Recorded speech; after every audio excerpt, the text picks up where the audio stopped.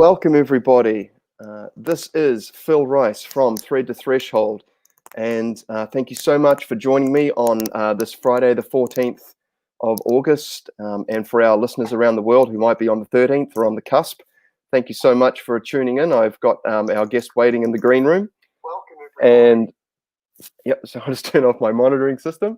And yeah, I just wanted to say thank you everyone for tuning in. We're going to have it's been a little while since I've done a podcast, and so I'm very grateful for those of you who've been quite patient. You know, we continuously find ourselves in interesting times. I've also, just for the new and current viewers, watchers, and that, I've been encouraged to by myself and others to use the donate function. So there is a little donate banner that's going to pop up.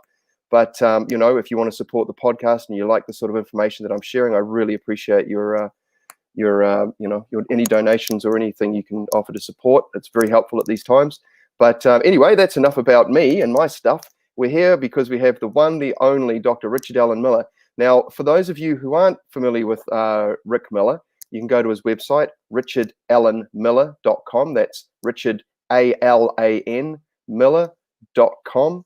And he's got a very awesome website. And also, please check out his Facebook page as well. He's got a great Facebook page. But yeah, so let's get cracking. And if you want to know more about the doc, I won't do a big intro this time around. I've already done a couple of interviews, so you can go back a couple of interviews and you can see the intros that I've given him. Let's get straight into the juicy stuff. So I'll bring Dr. Richard Allen Miller on. And here's Rick. G'day, Rick. Hi there. G'day. Is that how you say it? Down under. No, yeah. We're not Australia. We're not Australia, bro. Yeah, it's still the 13th, so I'm old man slow. Welcome, Dr. Rick. Thank you so much for joining us today. And I recognize the time difference always makes for interesting sort of like setup. So we're working between schedules here, guys. And so thanks everyone for tuning in, checking us out. And you know, we've got some pretty interesting stuff to talk about today. Rick and I were just having some really cool esoteric occult conversations off air, and we might expand on that a bit. But first of all, Rick, how are you? How's things going over where you are in Oregon? No, man. My bridge broke during the pandemic. I can't get a dentist to see me. So I'm going to look like something out of Beverly Hills, down and out in Beverly Hills. But I'm good. I'm red flagged, quite obviously. And it's been ramping up because apparently something does not want me to have any kind of credibility. First, on some websites, some of my friends are dissing me as a Satanist. I'm not even a Christian. I don't know what that means. I've taught comparative religion at Harvard as a graduate level course for 11 years. John Mack took my third course of 11 years and then started alien abduction studies. That's who I am. I'm your original source, you know, trying to break ground where magic is most likely going to be the next field of study for advanced physics. And I'm as good as it gets in the physics. I was a GS-18 with Navy intelligence as a physicist at the Pentagon. So, you know, I'm suggesting now that the laws of physics change with various altered states of consciousness. And what I'm trying to do is map where one begins and the other stops as like tools in a toolbox. I watched a woman rip a car door off to save her daughter in a flaming automobile. That's impossible. Even with adrenaline, you can't make that bone and tissue stronger than steel. How does that work? It is fair to say that what we think of as consciousness is a dream state, and that there are certain dream states like lucid dreaming that have more content to reality than consciousness does. And so what I've been doing is trying to map these different kinds of altered states here and there and so on. Anger was one of the demons, or Lemegeton, fallen angels, deemed unworthy in man. However, when Faust wrote Mephistopheles and conjures up the demon, I have found that anger is a very cool tool to use when washing a kitchen floor. So it's in right action when you, what Bruce Lee called, containerize it. Water is formless. When you put it in a container, you name the demon. Now you have access or control to it. And that's why Enoch and all of the so-called 72 Lemegeton, the fallen angels, if you go back into the old books on magic, Armadale, Malfium, Malficorium, all the old grimoires were translations of the original and only real book on magic ever written, called Solomon the King. And those were the greater and lesser keys of Solomon. Now, throughout history, they've had different names for it. And this century, because of Golden Dawn and that leader, Samuel McGregor Mathers, his translations broke it into two books rather than the clavicle. One was called The Greater Keys of Solomon on Angels, and the other is The Lesser Key of Solomon on Demons, the 72 of them. And each one has a name, Ashtaroth, for example. Now, what I did as a physicist, I got interested in where do these names come from? You know, like Rumpelstiltskin, where does that come from? You know, having control of Rumpelstiltskin, and now you got the Golden Fleece. Well, I was able to identify 68 of the 72 Lemegeton from Babylonian star maps in Sumerian tablets. And I taught that at Georgetown as a graduate level course on demonology. And I said, well, you know, the stars have moved since Babylonian periods. Would you like the new sigils? Out comes all the Jesuits with their pens, and they're going to start writing it down, because when you have the name of the demon, you have control of the demon. Now, for the last 4 centuries, magic would take a demon's name, Ashtaroth, and have a magic square associated. Sator, Sator, Sator. So that if you add them up this way, it's 20, down this way, it's 20. These were magic squares, whether 3 numbers, 4 numbers, 5 numbers across, predicated on whether Mars, Jupiter, Saturn, and planetary bodies. These were called magic squares, and for the last 4 centuries, the key was to take the magic name on against a planet like Jupiter, 6, let's say it's got 6 across, is we go A-S-T-R-O-S. And what that did is it created a glyph, or what you call a sigil, you know, an unusual looking, which was the name of the demon. And what I did is I remapped the stars, because it was associated with star maps that had been done in Babylonian times. And the 72 Lemegeton that I discovered were that the demons' names were based on qualities in man deemed unworthy: jealousy, rage, anger, and so on. Those were the fallen angels. They're literal. And what your shadow in Jungian psychotherapy and projection of the shadow is, when the sun hits you, you have a shadow that's projected onto the ground down there. And that shadow is related to you. Just like when you move this way, the shadow moves. It's part of you. It's a lesser demon. It's lesser than you. It would like to be you, but can't, because it's only in 2 dimensions, not 3.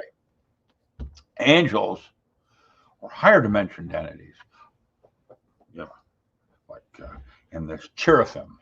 And there were different bodies of rankings of angels, cherubim and Nephilim, and, you know, different kinds of things that they were.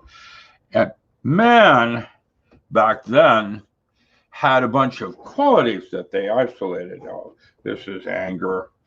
Anger is the emotion that tells you when something isn't going the way you want it to go. Not the way you will it to go, but the way you want it to go.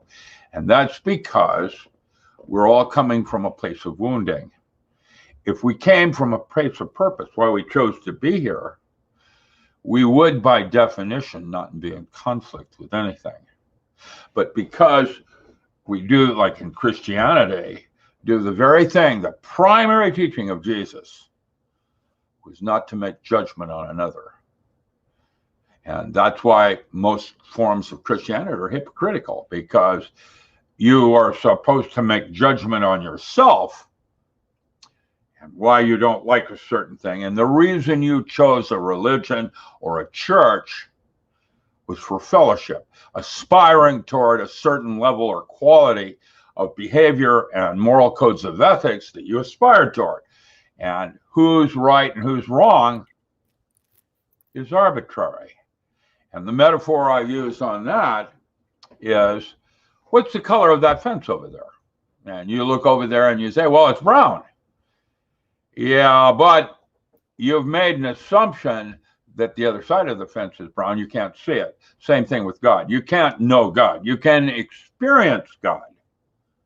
Absolutely. But like space and time aren't real. They are constructs. For example, and the one I've used maybe with you before is the earth round or flat? Well, if I assume that the shortest distance between 2 points is a straight line, I can prove that it's round.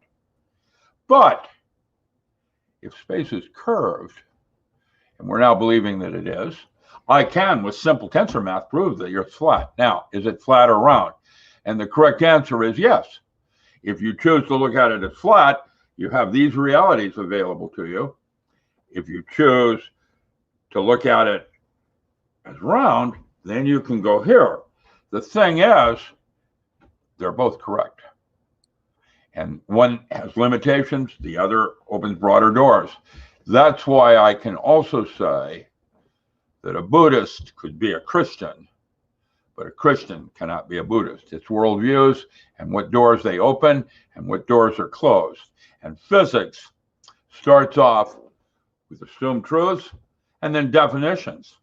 And really, the definitions are as limiting as the assumed truths, and basically are to, and I can give you an example on an assumed truth I did, and now I've been proven wrong.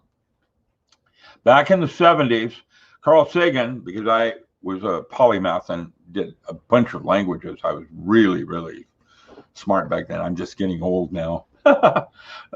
But he hired me to go into John Lilly's labs to see if the dolphin had a language. You know, the clicks and whistles that they did.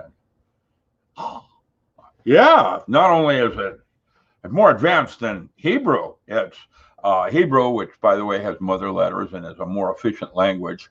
And if you want to know more about that kind of concept, Avram Moles, a mathematician, has written a book called Aesthetic Perception and Information Theory, and what we call redundancy coefficient. And it's how language can be converted. Like in Hebrew, words are related to sound. So you have to say the name of God correctly and something more happens. That's what language does. But I said, well, the dolphin, their language is way more complex. It's a form of Clifford algebra. This was at the time that I had just proposed the holographic concept of reality. And back in the 70s, when I did that, I had not quite the depth of metaphor of what that might imply. And what we have discovered less than 4 months ago, it just came out, dolphins don't have a language. They're sending pictures, holograms. And now, so just on words. That means, oh, sorry. Yeah, they're way, way, way more beyond than language. Man can't even comprehend that, and I didn't back in the 70s. And now I'm able to understand the possibility of what a dolphin is, and he's lower on the food chain than orca. Orca has access to 9/10 of our biosphere, where man can only go to 1/10 of this biosphere. Who's superior in design? You know, we think of ourselves as being the center of everything, and we're not any more than the ant is with group consciousness. How many ants are on your property? You say, we miss the forest or the trees because we're not perceiving things, we're filtering. And we filter based on cultural biases, belief systems. Belief systems turn out to be arbitrary. If you'd been born in Iraq, you would not be a Christian. Does that mean all Muslims are bad? No. In fact, in many ways, they're to be lauded because they're more deeply following their moral codes of ethics than Christians are, making judgment on another. Hypocritical is what I would call that. And so when you once take that as a different way of looking at things, Muslims also, because of their intensity, can go over the edge with their weirdness, which they did. And so we have ISIS and we have all the rest of this nonsense that goes along with Muslims. Now, is Muslim or Christianity the correct religion? Yes, because it's arbitrary. And one of the things I trained Navy SEALs when I started that program for the military was to change a belief system like you might a pair of clothing. If you went to Iraq, we didn't back then, we were going to Africa, no, some weird places. If you went to Cambodia, if you went to Rwanda and you're a Tutsi, your life's in danger. Now, are they superior or weaker? And that's what a belief system is. You could get your team killed if you went as a Christian. And so what you do is just like a sweater in the heat of summer, you don't wear it right now because it's not appropriate. What you do is you fold it away. If it's a belief system that you feel real comfortable with, and most people do with Christianity, not a problem. I have a favorite sweater I'll never throw away, even though it's ratted and tatters now. I still love that sweater. You know, it has memories, like a blanket when I was a little baby. I keep some of that stuff. And so that's what a belief system is it's a tool in a toolbox to achieve your purpose. And the problem is most of us are coming from a place of wounding, and so we're unsure of ourselves. And because we're unsure, we want to make sure we're right. And so we seek group consciousness. Really, why I go to a church is to help reinforce a belief system or a set of values I would like to strengthen in myself. Where like a moral man and an ethical man, you know, a moral man knows not to cheat on his wife. I mean, an ethical man knows not to cheat on his wife. A moral man won't. And what you're doing is going to a church to go from ethics to morals, where you reinforce those values with camaraderie, and that's fellowship. And what I do now in my community here is I go to church every Sunday or Saturday, predicated on which church I'm going to, because I go to a different one each week, trying to discover who's doing what in my community and at what level. And I'm making tremendous friends in a variety of churches that disagree with each other. And that's what made us God's favored choice. The diversity of what we can be. I see this look on your face. Where should I go from there? I didn't mean to. It's all good. I mean, you've covered quite a bit of ground there. And I guess, I just wanted to say, you were talking about, there was some, just to bring this up, because if you'd like to, because I had a comment on one of the other interviews that I did with you that I mentioned before the off-air, and if you would like me to, would you like to set the record straight on that particular thing you want to do? I'm here to please you. Well, yeah, so no. Just be gentle. Stop. Be gentle. Okay, so I had a comment at one point, somebody mentioning that you were somehow affiliated with Michael Aquino, and I thought that I would give you the opportunity to answer that, Rick. So please, there you go. Michael Aquino is Temple of Set. That's real Satanism. I'm not a Christian, which means how could I be a Satanist? I'm not interested in Michael Aquino. He's a scary person. And Michael Aquino, there's several others that are Temple of Set. No, I don't do that. I'm interested in what we call high magic, I once did magic like that for money. I wanted $50,000. What happened next is I got what I wanted. A truck ran over me, and I got $50,000 to cover my medical expenses. Well, you get what you want, but not necessarily the way you want it. So recognizing that aspect, the only magic I do now is for higher consciousness and spirituality. And for that, it doesn't matter what it costs me. It's worth it for me to evolve spiritually. And spirituality is not what you do, it's how you do it, the quality in which you go about your personal belief. And that is like what Batman said when he said, it's not who you are, but what you do that defines who you are. And basically, I would like to achieve the same state I've had teachers had that I thought were saints. Now, isn't that an interesting concept? I'm not going to be a saint in this lifetime. That's not my goal. That's not my purpose. But I would like to aspire toward that. Yes. And with insight enough that I might become like one of my teachers I had, Alan Watts. Alan, in the end of his life, taught up at Cold Mountain Institute. And I was so blessed that he asked me to teach alongside him before his death, where I did Shaolin form, northern form of Shaolin Buddhism, to be distinguished from his Noshin Shoshu that he taught. And Buddhism itself, in my humble opinion, is a way of being. It's not necessarily a religion. It's classified because it came out of the Upanishads and had saints like Buddha and Muhammad and others that keyed off of that to form their own forms of Buddhism. The one that I have found of most interest is Tibetan Buddhism. I went to Tibet for the military, studying some of the paranormal things that they can do. Oh, go on then. Tell us about some of your experiences there. Go on.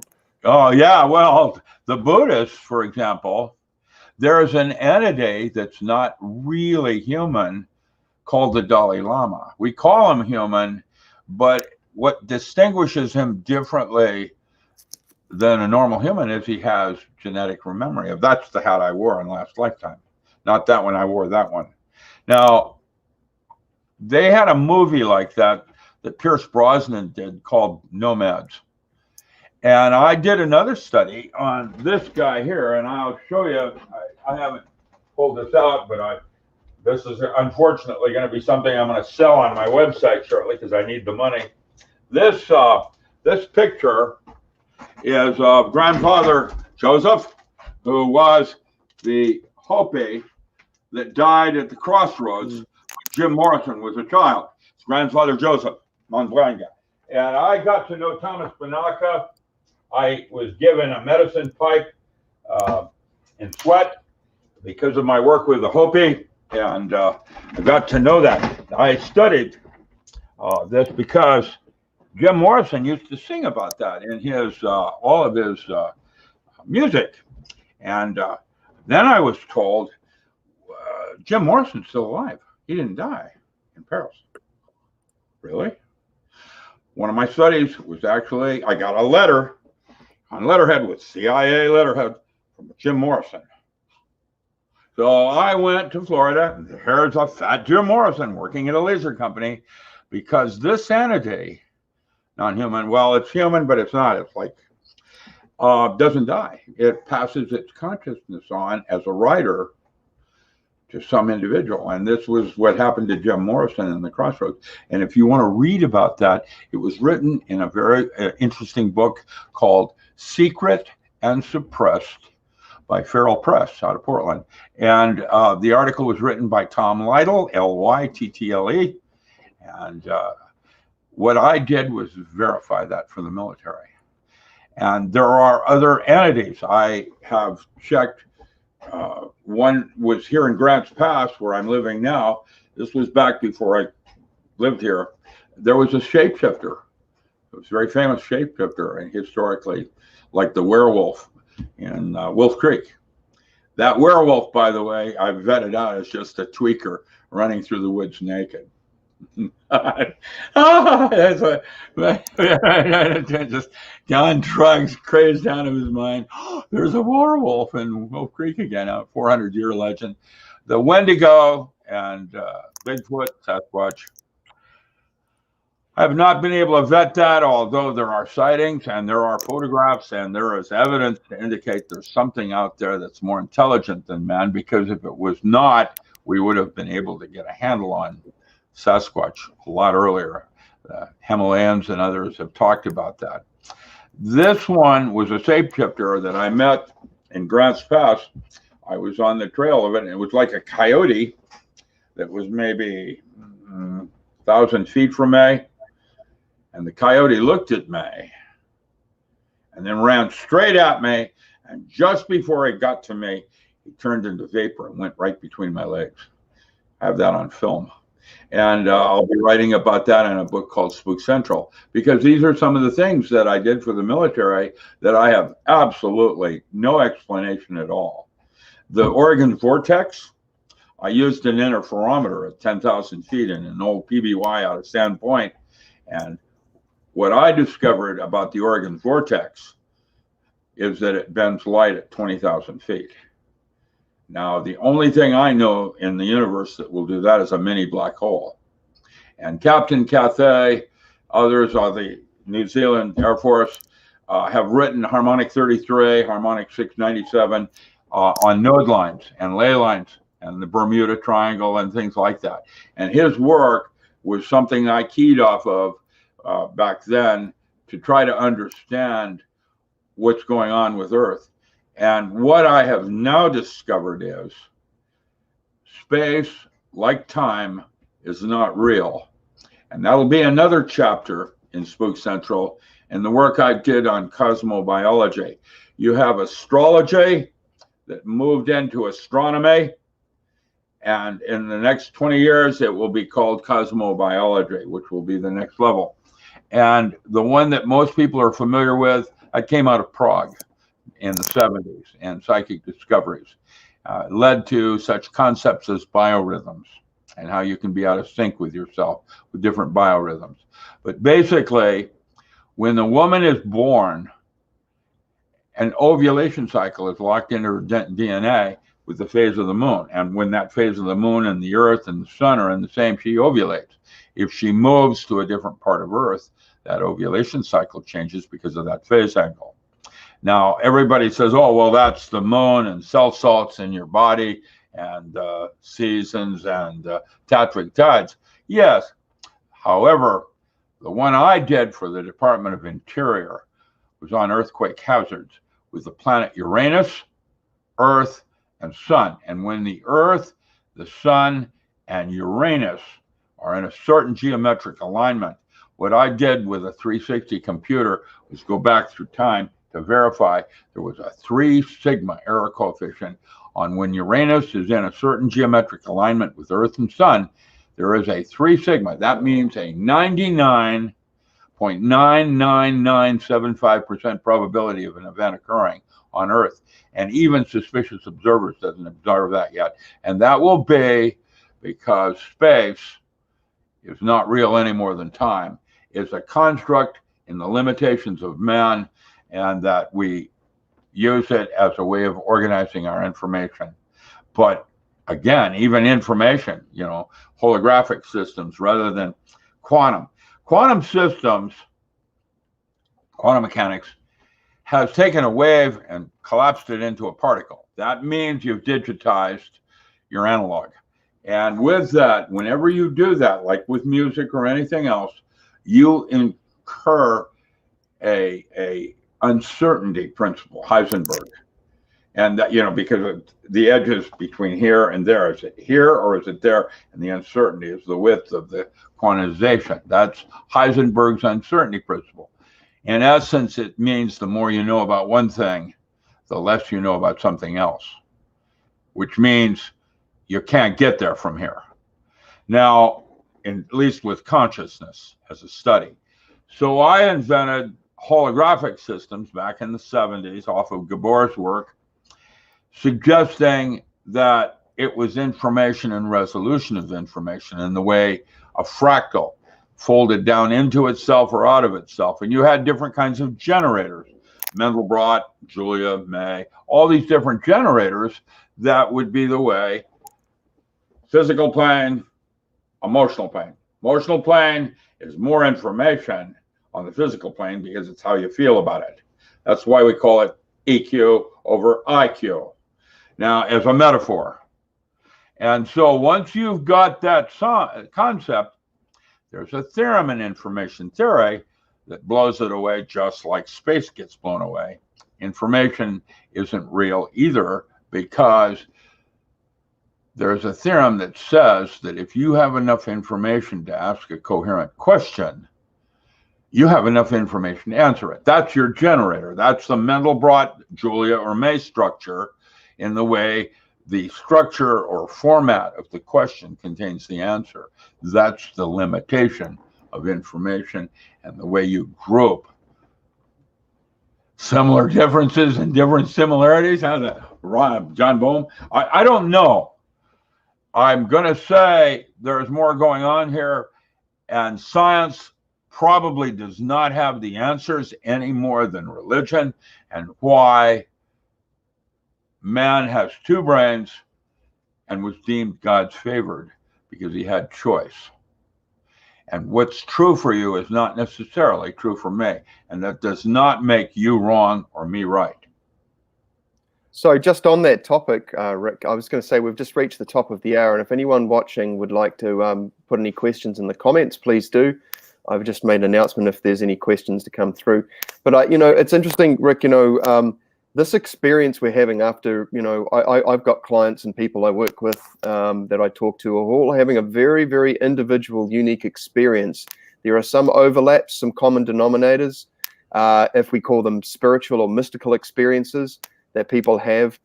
For myself, I often struggle to recognize the difference between a lucid dream and an out-of-body experience because they seem to be so much the same that I'm almost preferring not to categorize them anymore because I feel like that you're supposed to look at your hands.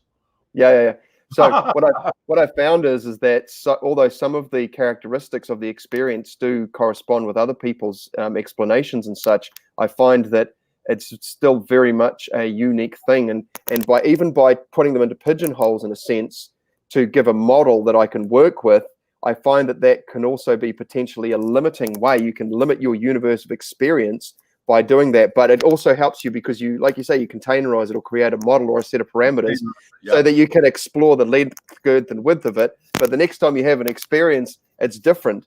And I guess I'd love to hear you talk a little bit about this kind of, this conversation between a subjective experience and the objective sort of shared experience that we're having, and how, I don't know if you can make any sense of that anyway. That was quite a big one I threw at you there. Well, that's a hard concept in philosophy. That's one of the reasons why Ira Progoff recommended honest journaling.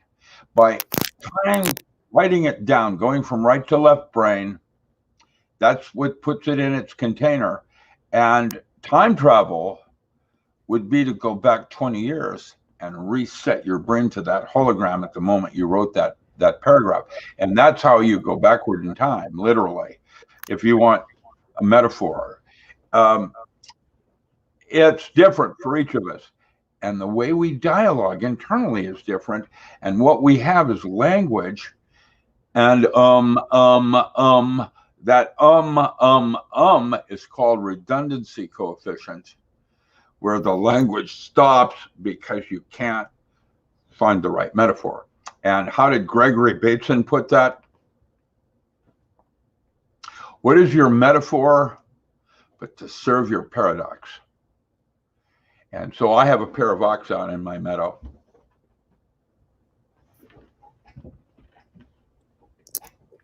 I think there's some real gems that Rick drops throughout the shows, guys, and you'll find. I gotta love it. You gotta love it because it short circuits you, and you go. Yeah.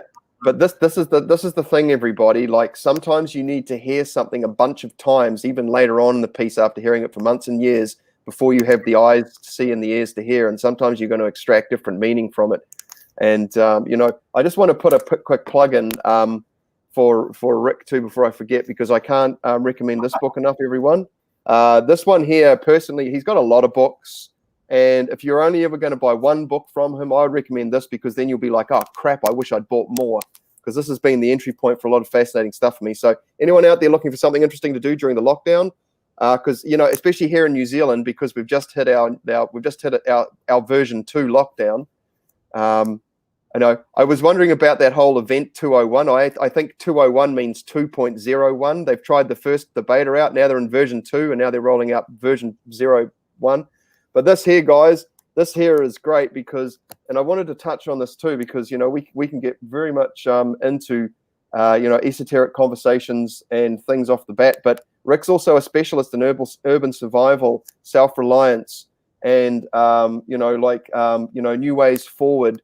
You know, adding value to familiar resources so that you can look after yourself. You know, how it's not just about ticking box on your primary needs. It's about looking at the quality and the care you put into those very basic things, because these are the building blocks. And Rick has said this before, if you don't mind me paraphrasing for you, Rick, is that, you know, it starts with the physical, and, you know, we've got to build the temple worth of spirit to indwell, in a sense. But Rick, I'd really love to hear your comments about, you know, current events, especially about this mask conversation. It seems like the mask legislation that these governments are trying to introduce is almost like a shoo-in to allow other things in. If they can get away with us mounting their equipment on our bodies. They're asking you to wear is like putting a chain link fence with all the big holes in it, compared to the virus that can get in through your eyeball and things like that. The mask is not real. What's real is fear. That's real. And fear is the first enemy of man. And the virus is real. It was weaponized. Most viruses have one chain open, which means they attack the lung, they attack the kidney, but they don't do it all. This virus does it all. However, the people that would be at risk would be someone that has had pneumonia more than 4 times. Their lungs are in danger. Somebody that has had a bunch of kidney stones, their kidneys might be in danger. Someone that has had repeated bladder infections, or chlamydia, or blah, blah, blah, blah, blah. Those are the kinds of people, because the virus can attack a multiple of organs. And if you're not healthy, then you're going to have a struggle getting healthier if you get this virus. However, it is not any more communicable than any other during flu season. And what the bad news is that when a bunch of Hell's Angels decide, oh, this is a bunch of BS, and they go to Sturgis without their masks, they're fine and safe, except they're going to release a second virus that is real bad shortly. This whole thing is a organized attempt for world dominance of taking over the world as a new world order. And you can bet it wasn't Bill Gates who funded Wuhan. It was Soros that owns Wuhan that's running this. And if you want to know a person that should be tried for war crimes like they did in Rwanda, it would be someone like Soros. And I'm going to say it because he opposes Trump. I, in many ways, agree with him. Trump is a buffoon. Clinton was a criminal, and now Biden is a pedophile. Who are you going to vote for? There's no one to vote for. You vote against someone. That's what's happening in America. I don't know about New Zealand, but we don't have any choices here. It's terrible.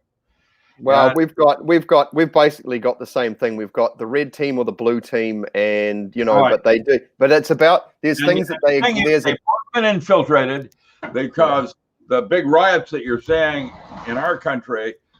Hi, Julie. My girlfriend just walked in. So hey, Julie.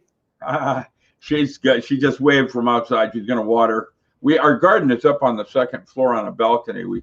Right next to the kitchen. That's where I grow my garden. So it's closer. I go out and trim what I want for lunch or dinner. So I'm just going to ask you just on the mask thing again. So basically, we're damned if we do and we're damned if we don't. I'd love another snapshot. Well, of like what's going to happen is they're going to release a virus that is going to kill a bunch of people, and that's because in order to have a new world order, there's going to be a need to reduce the population in the world. So what about I just need to ask because I know we haven't got too much time. It was just about the effects of having a mask over your face for long periods of time and rebreathing the it's got its own problems. I wouldn't do that. How did Crocodile Dundee put it? Well, you can live on it, but I wouldn't eat it. I get a little can of beans and get them out of it rather than. And just on that, do we actually need to catch this to move through it? Like, is it important that we all are we trying to just are we just delaying? Are we delaying something?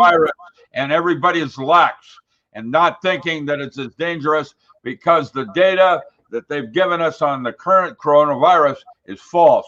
I have a friend. She was a nurse in Afghanistan as a soldier, and then went to work in New York City, and she went in with a camera and a microphone and interviewed all her cohorts and doctors and took pictures. And the numbers are inflated, and all of you know they're inflating these things. Now, what does that do? Well, it makes you disbelieve, and so you go the opposite direction, and that's when they release the real virus. And so I'm telling you, heads up, be mindful. You can't trust anything. And just because something's false does not mean they're about to not release a real Kraken.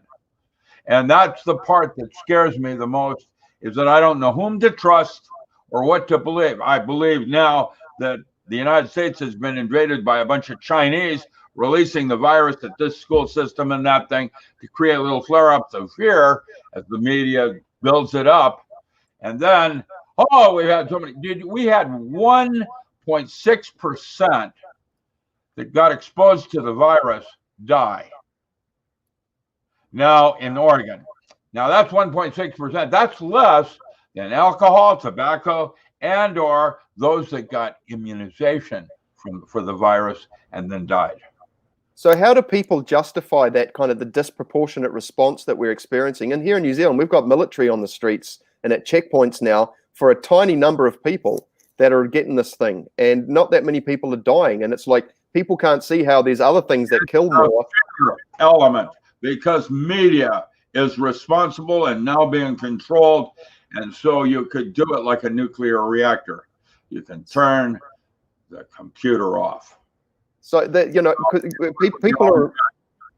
people are responding, like going, oh my gosh, they're taking their medical advice from politicians and news media. Have gotten sick. What's the statistics on Aborigines up in Adelaide? Oh, geez, I'm not sure. Tell me. Well, now, because all the hospitals in New York City are being paid $27,000 for everyone tested positive for the virus. And if you die, there's another $34,000 that's given to the hospital. It's all about money. Now, follow the money. Where did that come from? And that's where you go right straight back to China and Wuhan. And if you don't think there's a war going on, totally different battlefield. And when you have a riot, quiet, peaceful protest, who made it turn violent? Agent de provocateur. Well, something else is going on. That's the part that each of us has a different truth of it. And we're all right. And what you need to do is start questioning everything, because with all of my knowledge and database, I know I don't know. And I don't want to be part of the Hell's Angels that are scoffing at when they release the real virus and it takes out all the what we call conspiracies, because it'll be the conspiracists overreacting that's the next jump in deaths. And that's how they take a whole bunch of people out, like the educational thing with our children. This is terrible. And the people that are doing it have no regard for human life any more than they did with Rwanda when they killed all those Tutsi. 800,000 people died in Rwanda. And that man still's at large. They only just captured him this year. So what do you think is the dark occultist aspect of this control mechanism that's running this shit show, bro? I don't know. I can speculate, but I don't know. And I can't imagine someone like Soros. Why would he want to do that to so many people? Well, plausible deniability. Well, there's so many people that have to die in order for a new world order to actually be manageable. There are too many people in the world for a new world order. And there are too many people like you and me that would question things. So let's start another generation of ignorance. Yeah. So there's not going to be, you know, this I wouldn't want to be a Gen X when he gets old and has to rely on his kids to wheel him around in a wheelchair right now. That's something you Gen X's need to start thinking about, what's happening next with your children, because they're the ones that are going to take care of you when your teeth fall out. What are the skills that people need to start getting now, Rick? What do you think people need to do? Diversity seems to be an overall sort of umbrella, but what do you think people would benefit from, you know, now they've got time to research and get involved? What do you reckon? Yeah, let's put it this way. Let's say everything happens for a reason. Everything happens leads to something better. Okay. Yes. So, okay, let's play that game. So social distancing should have happened 10 years ago. And right now, we have an opportunity for educational reform. And I'm not talking about teaching children differently by virtual TV, because that's not what I meant. And I don't mean Cloud Atlas. Hang on, you're talking about social distancing here. Why would you say that social distancing should have happened a long time ago? The crowding in a Safeway store, trying to buy your groceries, and someone's in a hurry and wants to get ahead of you because it only has one item. So that's respecting personal space, not so much social distancing. That's right, personal space. And they call that personal space when they have crowd control. You know, when your personal space decreases, that's when when a crowd turns into a mob. Yeah, and I saw that during the race riots in Philadelphia when I was doing graduate school. And, you know, there's a lot of things that are wrong with our system. But that doesn't mean you throw it out like the baby with the bathwater. You know, the democracy and America, for example, is possibly the best thing that has ever happened in world history, and has a lot of problems. Military, bully, oh yeah, but it wasn't Rome. And what I'm trying to say is you don't get rid of something because it's got some flaws. What you try to do is maybe try to fix things one thing at a time. Now, right now, there's a big media thing going on about our post office. And in my humble opinion, the U.S. Postal Service is possibly the only thing our government ever actually did right. And what this new postmaster is doing is delaying mail to put a stress on everyone, you know, your voting pamphlets and all of that, in support of Trump. He should resign. They should not try to privatize the U.S. Postal Service. They should not. Pony Express only existed 6 months, and yet we think about how important it was that the mail was being delivered from my door to yours in so many days. That's incredible. Way better than the censorship that we're currently enjoying with the internet and how it's changing, and why things like the dark net are setting up now and thriving. Now, I don't have answers. I'm an old man and I'm too old to make changes. But what I am going to do is I'm going to try to teach a course right now through Oak Institute, teaching children how to grow their own food using aquaponics. I was in Chattanooga about 5 years ago, and I was setting up sustainable lifeboats for them so that they were less dependent. today as a result of that. What just happened? Oh, yes. Yeah. Okay. Okay. Thank you. I see what you just did. Here's the doc's website, everyone, so you can check it out.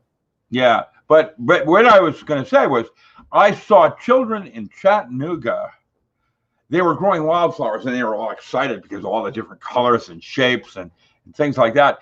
And the look on their face when they realized they were feeding the homeless adults that couldn't help themselves. When you empower a child, not teach them something, but you empower them, they know more better what they want to know than we do. And so what I am trying to do is show them how to grow their own food and let them tell me what they want to know. What I did is I chose aquaculture to be distinguished from hydroponics, which I did in 1968 at Boeing with Lunar Base Alpha 1. It was a closed system. And one of the things I told children is, did you know that you could be in deep space and not need any inorganic salt?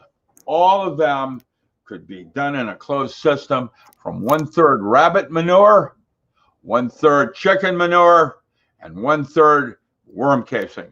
You crush those up and around, and the next thing, thank you, by the way, for this. That's stress management. That's number 5. You know what number 3 is? Workbook number 3 hasn't been written yet. That is a school bus, which is a mobile water testing laboratory run by 3rd graders, showing 1st graders how to test for turbidity and cleanliness of water, and if the water's dirty, how to take the coliform and other kinds of creepy out of it so it's drinkable. And workbook 4 is going to be this one on aquaculture and how to grow your food. Those are about children. And workbook 2 is living off the grid for 30 days. Workbook 3 is a mobile water testing laboratory. Workbook 4 is going to be on food. And workbook 5, which is out now, is on stress management and how to take care of the distinction between stress and pushiness and trying to get something done. These are the workbooks, everyone, just for the viewers. These are the workbooks to supplement this main book here. And yeah, I just look, everyone, you should really. By the way, those are the 8 protocols I developed for Navy SEALs to make them Supermen.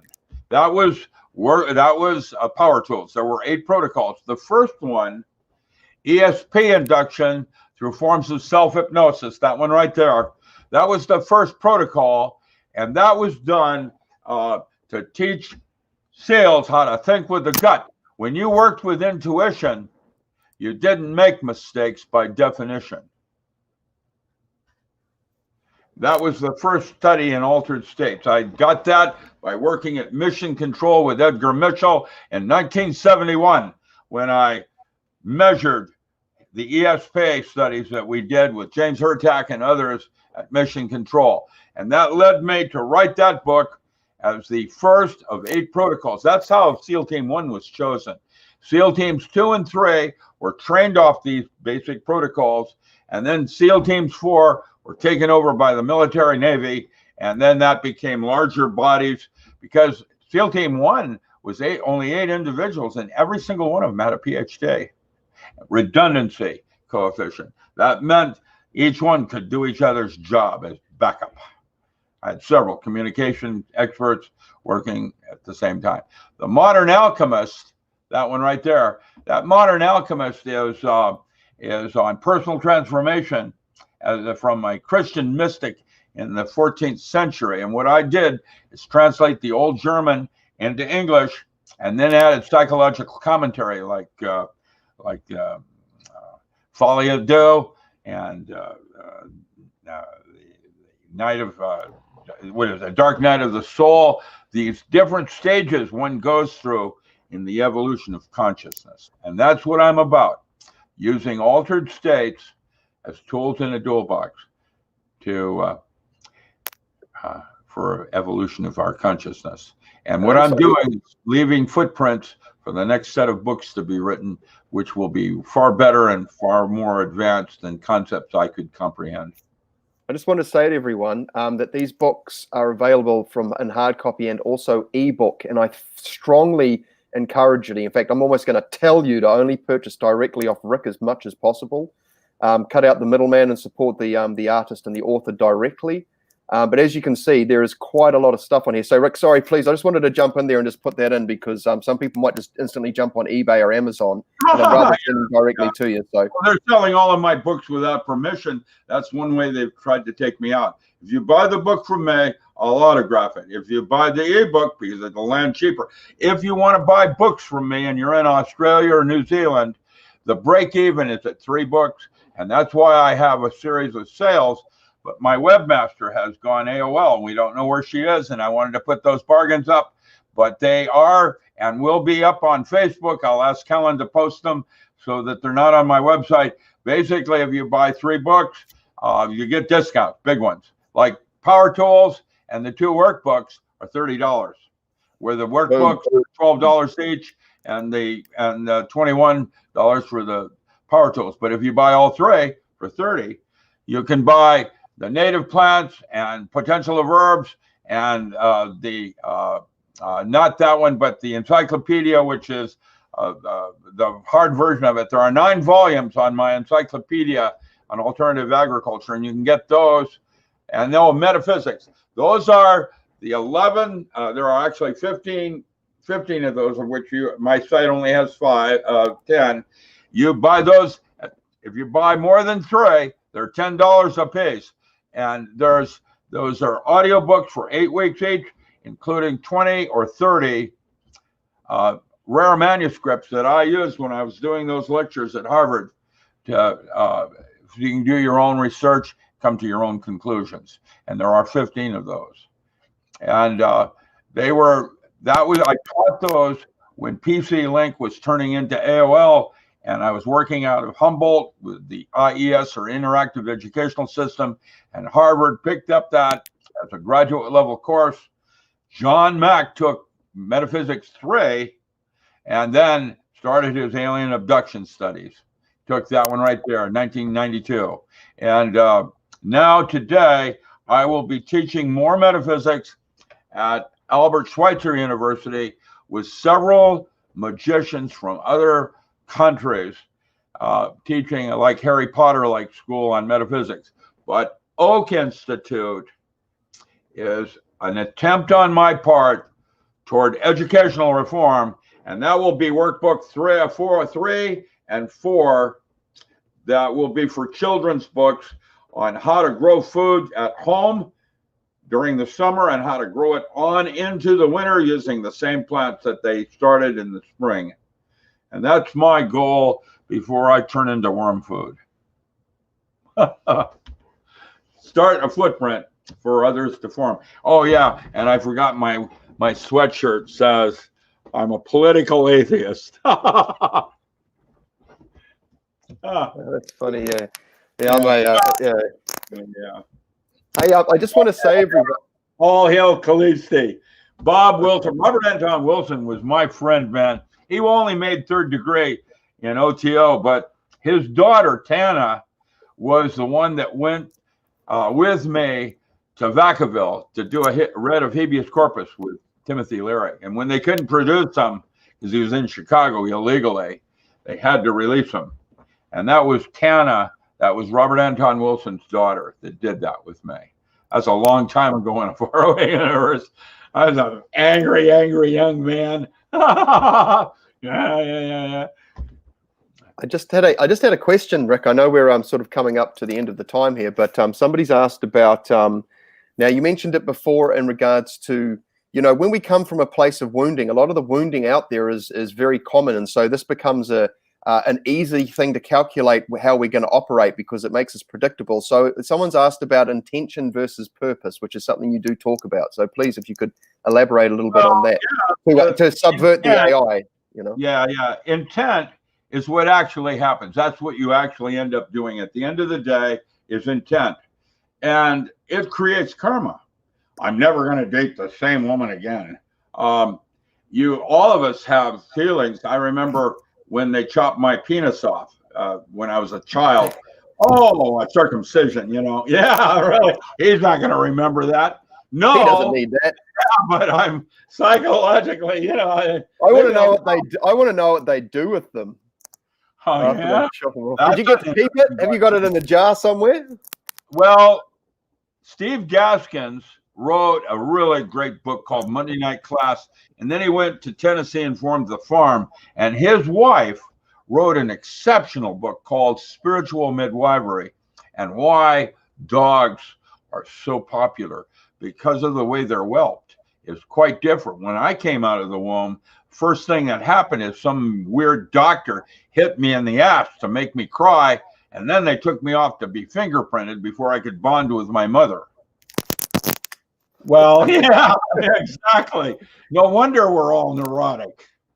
Right. Sorry, we got off topic there, but you're talking about intent versus purpose, because this is a really important for people to grasp. Well, purpose is when you're in the zone, your flow.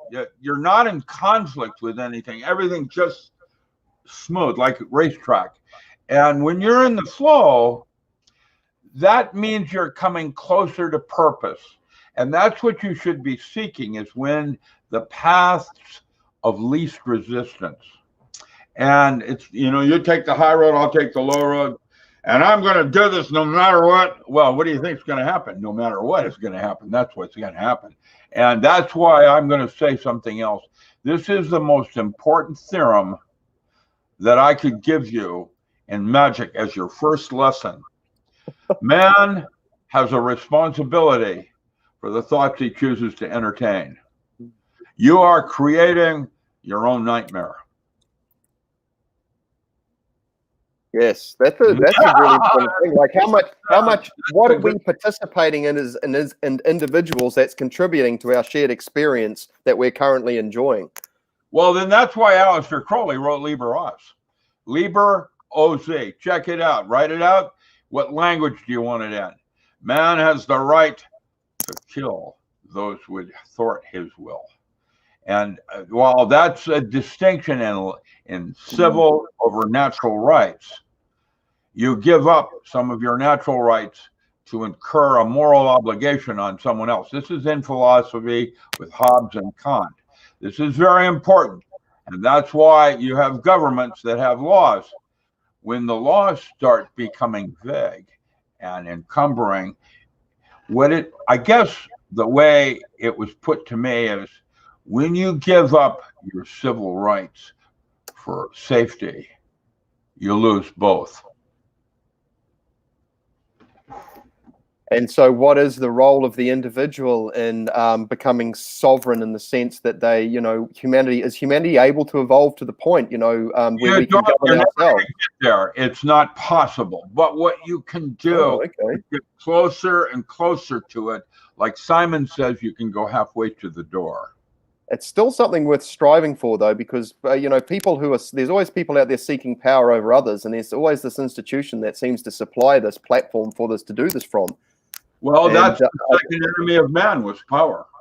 Power corrupts absolutely. Now, what about the topic of becoming the master and commander of your own ship, where you are mature enough and capable enough of being an independent sovereign and not needing this violence that's poured onto us, in the form of... I always liked and studied Mahatma Gandhi and civil disobedience, but from a personal point of view.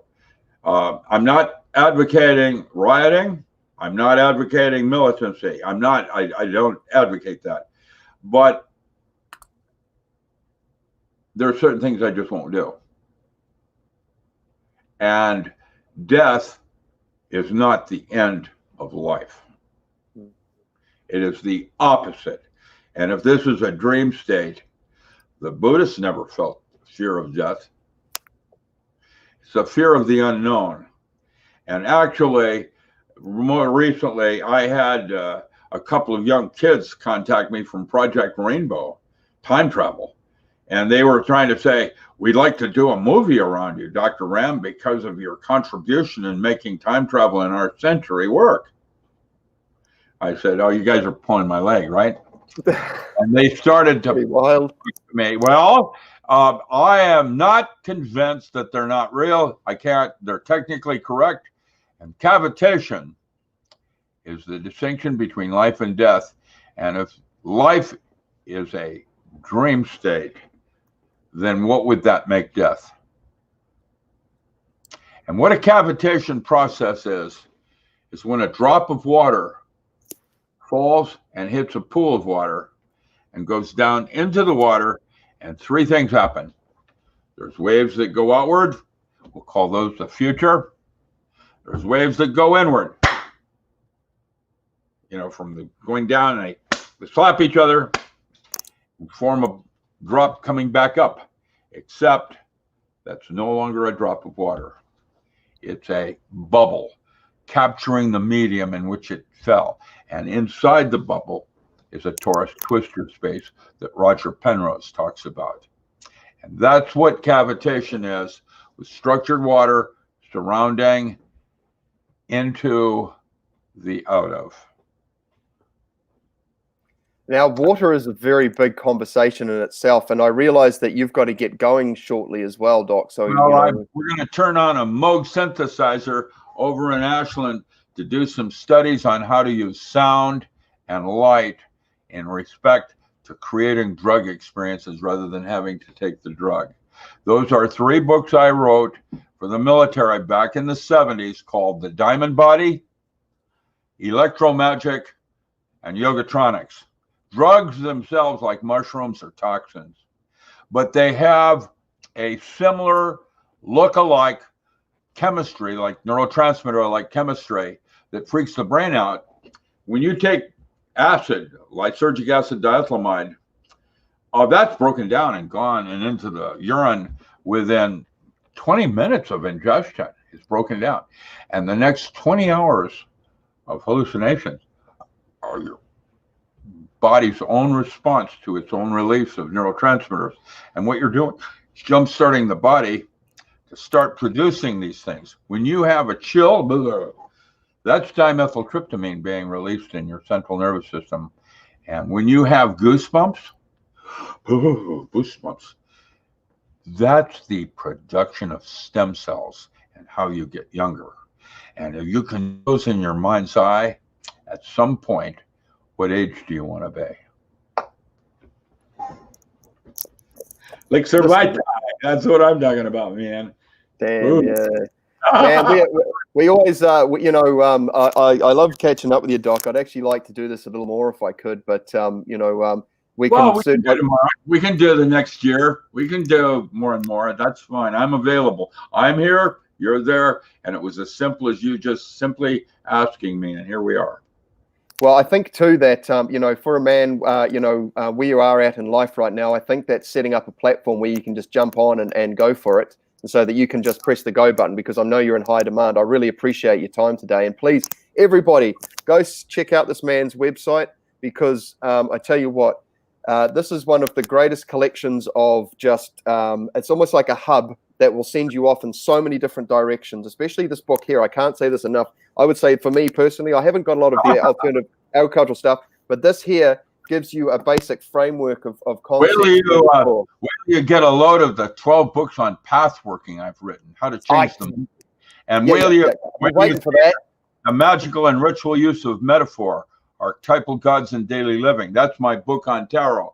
That's coming out this year. And right now, my girlfriend is editing one called The New Small Family Farm for the 21st Century. That will be up, hopefully, knock on wood, in the next 2 weeks.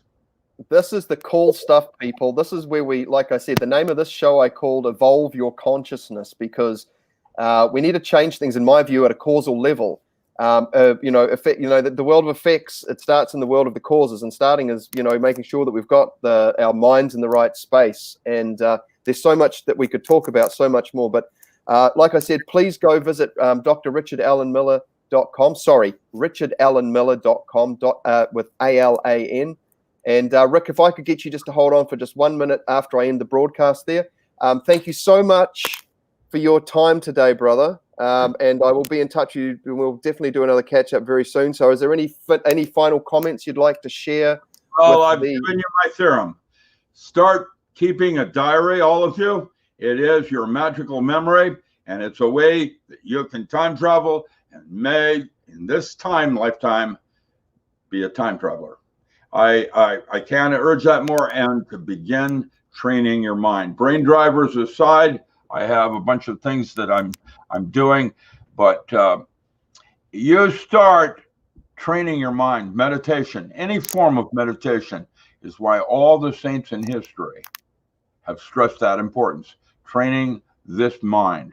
This mind here, down here, this one is outside space-time, and you don't make mistakes when you work from instinct. Same thing with the soil out there in Mycorrhiza. That's what we're talking about. The gut of Earth, Gaia. Nice talking with you. Thank you, brother, so much. And just remember, ladies and gentlemen, if you like the show here, please encourage you to check out the opportunity to make a donation towards the effort so I can upgrade the equipment, maybe get some makeup, and maybe get my eyebrows trimmed or something so I look a little bit more acceptable to you all.